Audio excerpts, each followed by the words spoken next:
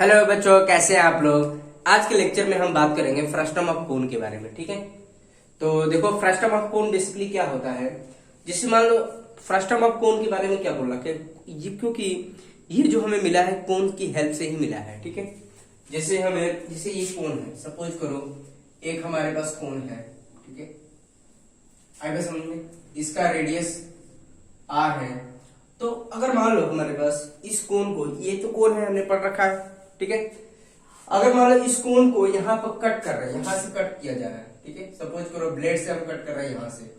ठीक है, तो ये पोर्शन कैंसिल होगा, तो फाइनली हमें क्या मिलेगा। देखो ये कट किया हमने, तो कट करने पर हमें क्या मिलेगा, ये मिलेगा पोर्शन, और एक पोर्शन जो हमें मिलेगा ये मिलेगा।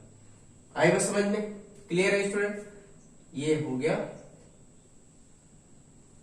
ठीक है, तो कोन को अगर मान लो कहीं से भी कट करते हैं तो दो पार्टीशन होंगे। एक पार्टीशन में कोन बन जाएगा, एक में फ्रस्टम बनेगा। तो ये तो कोन ही मिलेगा, कोन, छोटा कोन, और ये है फ्रस्टम ऑफ कोन। ठीक है, फ्रस्टम ऑफ कोन। ठीक है, इतनी बात समझ में आ रही है स्टूडेंट। तो इसी के बारे में हमें पढ़ना है। जैसे फॉर एग्जाम्पल मैंने आपके रिप्रेजेंट के लिए मैंने कंसिडर कर रखा, जैसे ये है, ये क्या है, फ्रस्टम ऑफ कोन है। ठीक है, तो देखो इधर का रेडियस बड़ा है और इधर का रेडियस छोटा है। तो टू टाइप के रेडियस होंगे, स्मॉलर एंड बिगर। ठीक है, देखो ये रेडियस क्या है आपका, ये आपका देखो छोटा रेडियस R1 मान लेंगे, और ये रेडियस का मान लेंगे R2 मान लेंगे, और ये क्या होगा, हाइट होगा। ठीक है, आएगा समझ में। और ये जो होगा आपका स्लांट हाइट होगा, L से रिप्रेजेंट करेंगे। इसी बात समझ में आए। R1 R2 ये H होगा। ठीक है, जैसे इसमें क्या होता है, ये रेडियस होता है कोन में, और ये हाइट होता है, और ये क्या होता है, slant height, L equal to slant height. इतनी बात समझ में आ रही है स्टूडेंट, क्लियर है। तो जो घरों में हमारा ग्लास यूज होता है वो फ्रस्टम शेप का होता है या सिलेंड्रिकल फॉर्म होता है, सिलेंड्रिकल या इस फॉर्म का होता है। ये तो सिलेंडर है, क्योंकि यहाँ पर ये राइट सर्कल, इधर भी बेस और इधर भी बेस दोनों इक्वल है। बट यहाँ पर क्या है, एक सर्कल, इधर का सर्कल छोटा है, इधर का सर्कल बड़ा है। तो ये हमारा फ्रस्टम का काम करेगा। आई बात समझ में स्टूडेंट, क्लियर है। तो अब देखो इसके फॉर्मूले हम देख लेते हैं, फॉर्मूले कैसे बनेंगे। जिसको कोन का फॉर्मूला याद है, फ्रस्टम का फॉर्मूला बहुत आसानी से याद हो सकता है। तो अब हम फॉर्मूला देख लेते हैं फ्रस्टम एंड कोन का। देखो ऑलरेडी हमें कोन का फॉर्मूला पता है स्टूडेंट। बेसिकली क्या, उसी फॉर्मूले की हेल्प से हम फ्रस्टम का भी फॉर्मूला याद कर सकते हैं। ठीक है, अगर डायरेक्ट फ्रस्टम का फॉर्मूला याद करने जाएंगे तो आपको अच्छे से समझ में नहीं आएगा। तो आपको कोन के फॉर्मूले को रिलेट करके ही मैं आपको फ्रस्टम का फॉर्मूला याद करवाऊंगा। देखो कैसे करना है। तो हमने पढ़ा था, जिसे एक पढ़ा था फॉर्मूला पहला, L का स्क्वायर। L का स्क्वायर क्या पढ़ा था, H का स्क्वायर प्लस R का स्क्वायर। इतनी बात समझ में आ रही है स्टूडेंट। ये फॉर्मूला हमने पढ़ा था। तो L इक्वल टू हमें क्या देता था, अंडर रूट H का स्क्वायर प्लस R का स्क्वायर। ठीक है, इतनी बात समझ में आ रही है। L क्या हमारा स्लांट हाइट है, H क्या है परपेंडिकुलर हाइट है, और R क्या है रेडियस ऑफ द बेस है। ठीक है स्टूडेंट, वैसे ही यहां पर भी एक फॉर्मूला बनता है L और R में। तो देखो L का स्क्वायर जो होगा इस केस में, देखो H का स्क्वायर, H का देखो यहां पर भी एक ही हाइट था, यहां पर भी एक ही हाइट है। बेसिकली क्या मैं याद करवा रहा हूं फॉर्मूले। ठीक है, डिराइव करने को आएगा नहीं, लेकिन आपको पता है डिराइव भी कर सकते हैं इसको, लेकिन आप में डेरिवेशन है नहीं। ठीक है, तो H ये क्या होगा, H का स्क्वायर प्लस, अब ये कोई दो रेडियस है, यहां पर रेडियस एक था तो यहां पर R यूज कर लिया था, बट यहां पर दो रेडियस है। तो यहां पर जो होगा रेडियस का डिफरेंस यहां पर का उसका स्क्वायर लेंगे, तो R2 का स्क्वायर माइनस R1 का होल स्क्वायर। ये हमारा फॉर्मूला बनता है। यहां पर एक रेडियस था तो हमने R लिख लिया था, बट यहां पर दो रेडियस है, बट एक रेडियस बड़ा है एक रेडियस छोटा है, तो उसमें हमने क्या डिफरेंस का स्क्वायर कर दिया उसका। तो फाइनली हमारे पास जो फॉर्मूला L का ये मिला, H का square plus R2 minus R1 का होल स्क्वायर। तो ये हमारा स्लांट हाइट का फॉर्मूला मिला। इतनी बात समझ में आए। इसमें ये था हमारे पास, इसमें ये है, क्लियर है। L क्या है हमारे पास, स्लांट हाइट। ठीक है, H क्या है, परपेंडिकुलर हाइट है। R1 और R2 क्या है, रेडियस ऑफ द बेस है। ठीक है, क्लियर है स्टूडेंट।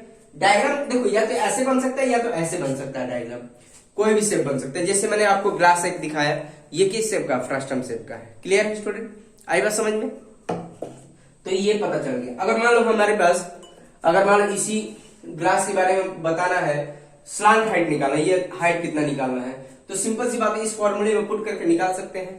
ठीक है, अगर मान लो इस ग्लास की लेंथ हमारे पास ये दे रखी है, अगर मान लो ये हमारे पास 7 दे रखा है और ये रेडियस हमारा तुम्हारा 5 दे रखा है और ये हमारा 3 दे रखा है, तो हम इसका हम स्लांट हाइट निकाल सकते हैं। क्या फॉर्मूला पुट करेंगे, देखो इस फॉर्मूले में पुट कर देंगे तो क्या हो जाएगा, एल इक्वल टू कितना हो जाएगा, एच का स्क्वायर, एच कितना हमारे पास 7 का स्क्वायर प्लस 5 बड़ा माइनस छोटा मतलब 5 माइनस 3 का स्क्वायर, तो ये फाइनली क्या आ जाएगा 49 और ये कितना हो जाएगा 2 का स्क्वायर, सॉरी ये 49 हो गया 2 का स्क्वायर एल, तो एल इक्वल टू कितना हो गया 49 प्लस 4, तो एल इक्वल टू क्या हो जाएगा स्लांट हाइट हमारा इसका आ जाएगा 49 और ये 53 आ जाएगा। ठीक है, यहां तक भी रख सकते हो या आप परफेक्ट स्क्वायर निकाल सकते हैं इसका। इतनी बात समझ में पॉइंट में आएगा तो ये हमारा स्लांट हाइट निकल सकता है। इतनी बात समझ में आ रही है स्टूडेंट, तो कुछ भी निकाल सकते हैं हम। अगर मान लो हमारे पास स्लांट हाइट दिया होता, अगर मान लो 10 देता हाइट निकाल सकते थे इसी फॉर्मूले का यूज करके। इतनी बात समझ में आ रही है। इसके लिए हम क्या करते हैं, स्लांट हाइट की जगह पर 10 पुट कर देते, R2 की जगह पर क्या पुट करते हैं 5, R1 की जगह पर क्या पुट करते हैं h, देयरफॉर h निकल जाता। तो इसमें से कोई भी एक नहीं दिया हो और बाकी 3 रिमेनिंग दे रखे हो तो हम निकाल सकते हैं आसानी से। तो आई थिंक ये आप रिलेट करके याद कर पा रहे हैं स्टूडेंट। इतनी बात समझ में आ रही है स्टूडेंट आप लोगों को। ठीक है, बहुत आसान है, कुछ है नहीं। तो देखो नेक्स्ट फॉर्मूला हम बात करेंगे इसका curve surface area. Curve surface area कौन का कर्व सरफेस एरिया कितना था, curve surface, second formula curve surface area. Curve surface area pi R L था।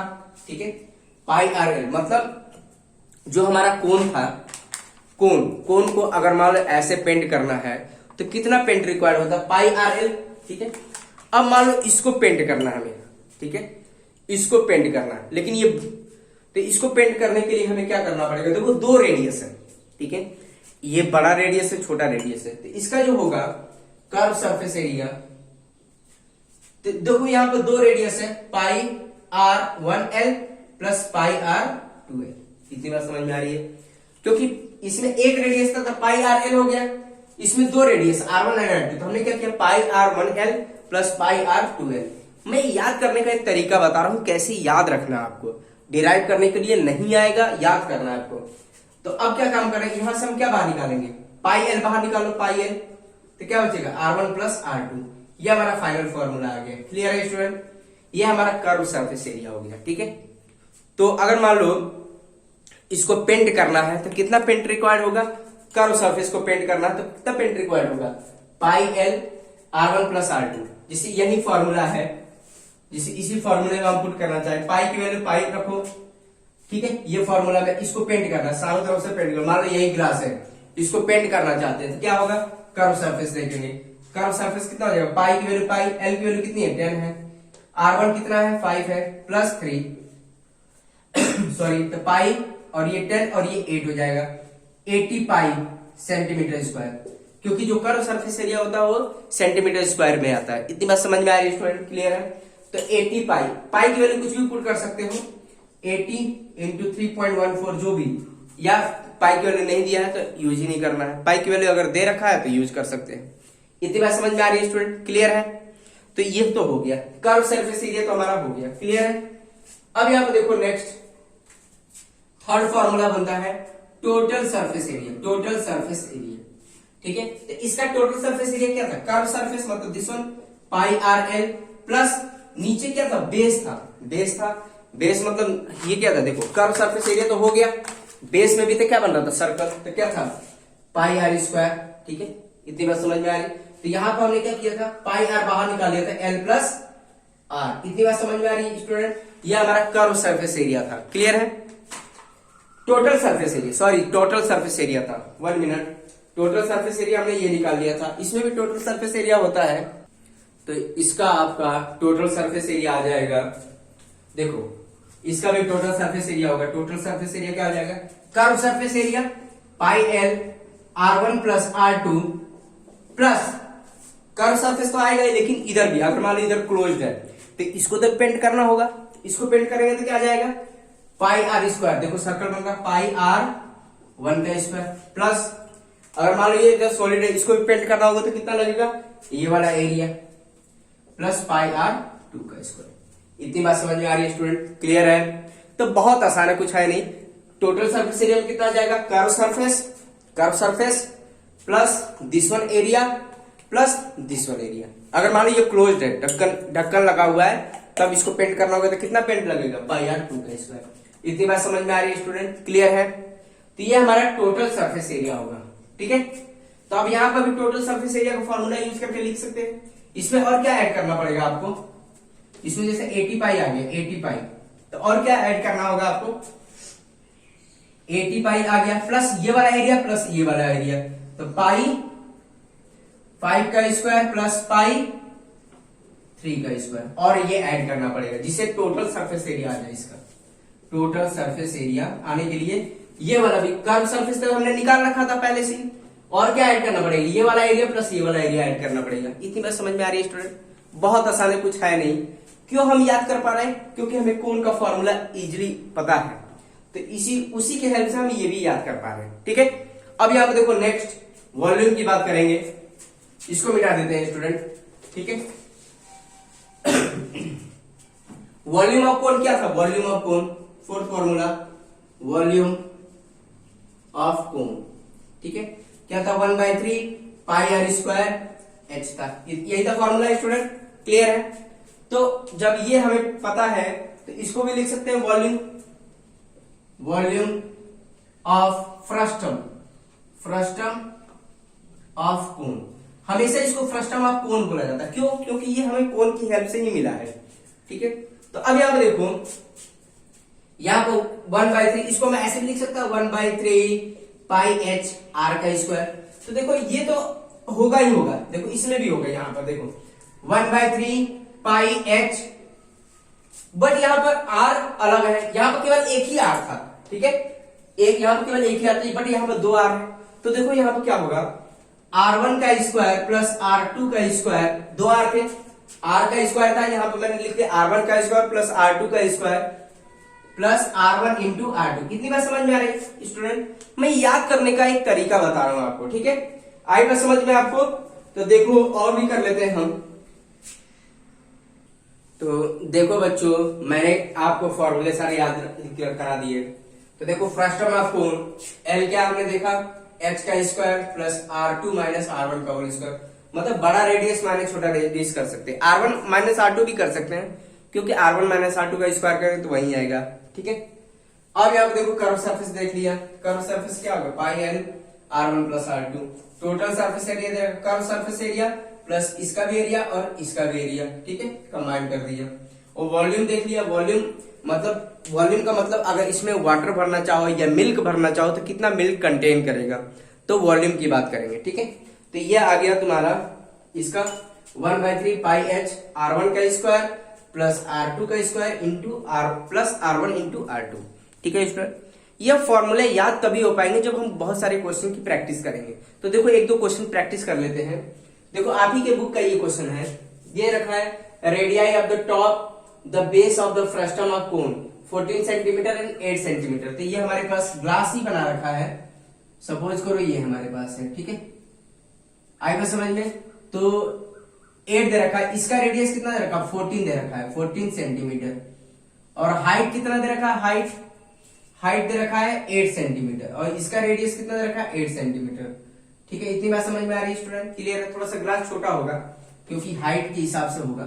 तो सपोज करो ये दे रखा है। ठीक है, ये 8 दे रखा है, ये भी 8 दे रखा है। ठीक है, 8 सेंटीमीटर। इतनी बात समझ में आ रही है स्टूडेंट? तो पहला क्या बोला था? Curve surface area. देखो कर्व सरफेस एरिया का हमने फॉर्मूला अभी देखा था। कर्व सरफेस एरिया में क्या यूज होगा? ये यूज होगा। इतनी बात समझ में आ रही है स्टूडेंट? क्लियर है? क्या यूज होगा? पाई L R1 प्लस R2। ठीक है, अब आपको हमें पता है R1 कितना है। देखो कुछ भी मान सकते हो, ये R1 मान लो, ये R2 मान लो, ये H मान लो। ठीक है, तो यहां पर लिख लेंगे। देखो यहां पर R1 कितना होगा? R1 8 centimetre. R2 कितना होगा? R2 हमारे 14 सेंटीमीटर। एंड H कितना होगा? H हमारे पास 8 सेंटीमीटर दे रखा है। ठीक है, तो सबकी वैल्यू पुट कर लोगे। पाई L हमें नहीं पता है, लेकिन L इस केस में आपको क्या करना पड़ेगा? फाइंड आउट करना पड़ेगा। और L के लिए मैंने आइडेंटिटी बताया, ये ठीक है स्टूडेंट। तो एल हम निकाल सकते हैं। तो देखो हमें पता है, we know that L equal to क्या होता है, एच का square plus R2 minus R1 का स्क्वायर। तो एल हम निकाल सकते हैं। एच क्या हमारे पास, एच 8 है, 8 का स्क्वायर प्लस R2 कितना हमारे पास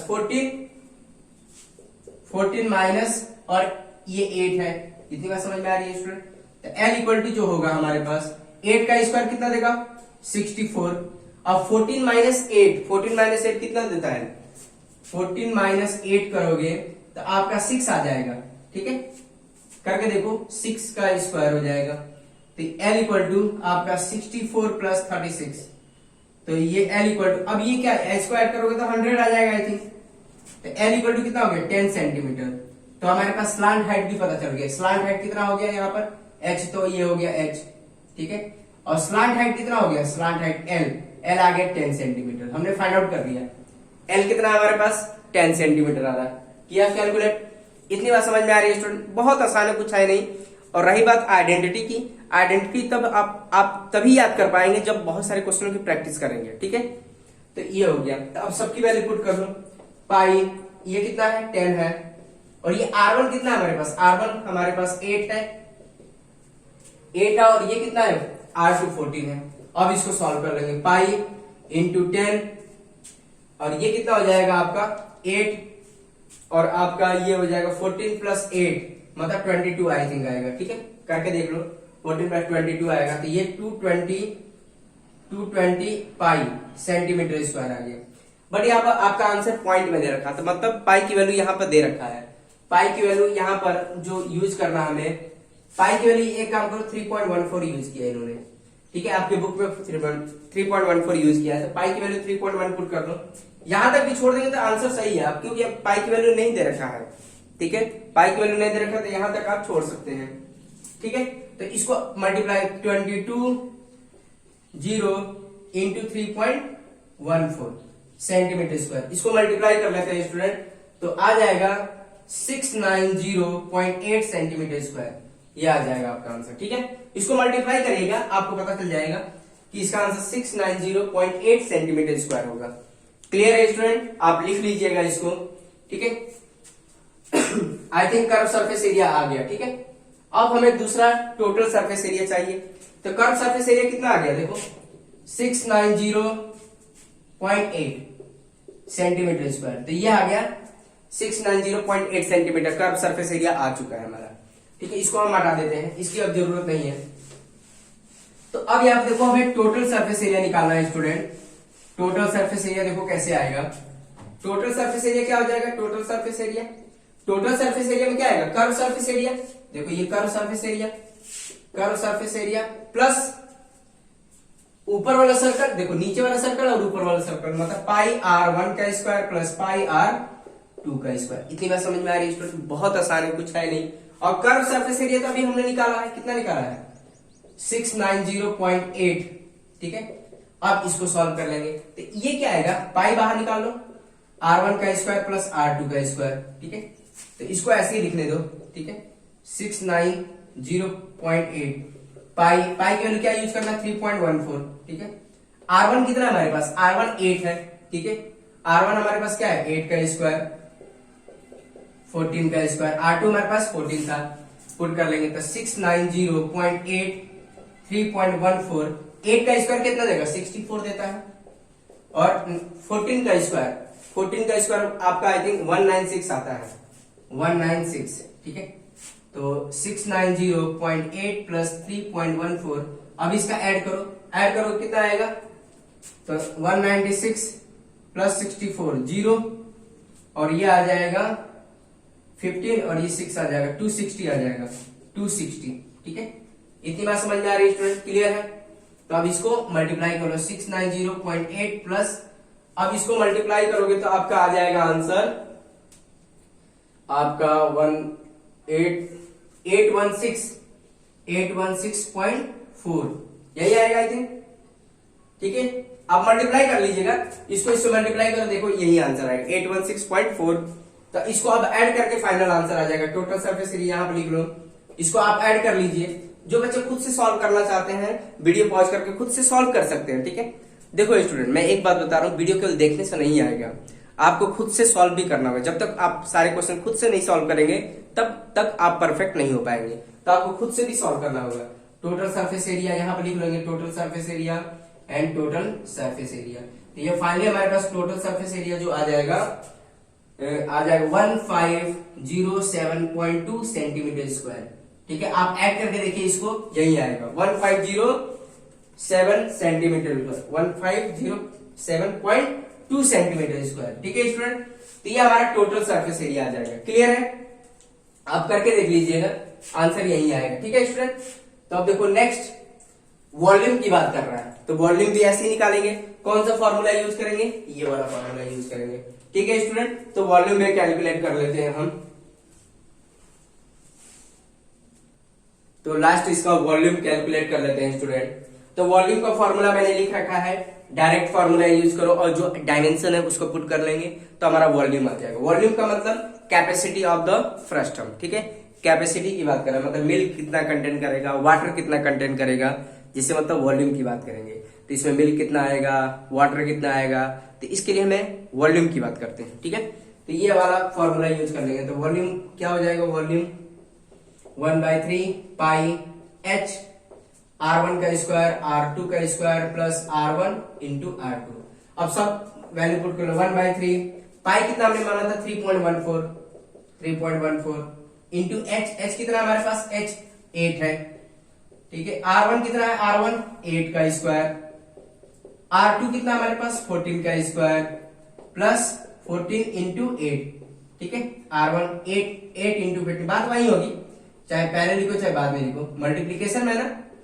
ठीक है, अब यहां देखो 1/3 3.14 इंटू 8, मल्टीप्लाई नहीं करना है अभी, कैंसिल। ये कितना होगा? 64 होगा, ये कितना होगा? 196 होगा, और इसको मल्टीप्लाई करो तो 14 8 112 आ जाएगा। इतनी बात समझ में आ रही है स्टूडेंट? क्लियर है? अब इसको देखो 1/3 3.14 इंटू 8, अब इसको ऐड किया था, अभी हमने ऐड किया था, इसको ऐड किया 260 दिया प्लस 112, तो ये आ जाएगा 1/3 इंटू 3.14 इंटू 8।